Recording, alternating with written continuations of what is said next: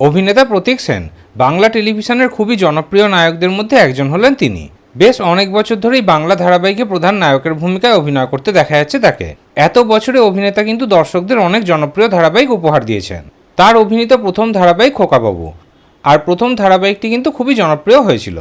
তারপর মোহর, এক্কা দোক্কা, সাহেবের চিঠি এইরকম অনেক ধারাবাহিকে তিনি অভিনয় করেছিলেন। তার অভিনীত মোহর ধারাবাহিকটিও খুবই জনপ্রিয় হয়েছিল। অভিনেতাকে আমরা সবসময় স্টার জলসার ধারাবাহিকে অভিনয় করতে দেখতে পেয়েছি। পরপর স্টার জলসার ধারাবাহিকে অভিনয় করেছিলেন তিনি। তবে ফাইনালি শেষ অবধি অভিনেতাকে আমরা জি বাংলার ধারাবাহিকে অভিনয় করতে দেখতে পেলাম। এখন অভিনেতা প্রতীক সেনকে আমরা জি বাংলার দাদামণি ধারাবাহিকে প্রধান নায়কের ভূমিকাতে অভিনয় করতে দেখতে পাচ্ছি। এই ধারাবাহিকে তার বিপরীতে প্রধান নায়িকার ভূমিকাতে অভিনয় করছেন অভিনেত্রী অনুষ্কা। এবার এই ধারাবাহিকে দর্শকদের জন্য খুবই একটা খারাপ খবর সামনে এলো। সম্প্রতি ধারাবাহিকে টাইম স্লট পরিবর্তন হয়েছিল। ধারাবাহিকটিকে 8:30 থেকে 9টায় পাঠিয়ে দেওয়া হয়েছিল।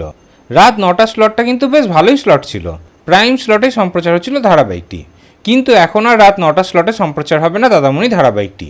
এবার দাদামণি ধারাবাহিকটিকে অনেক রাতের দিকে পাঠিয়ে দেওয়া হচ্ছে।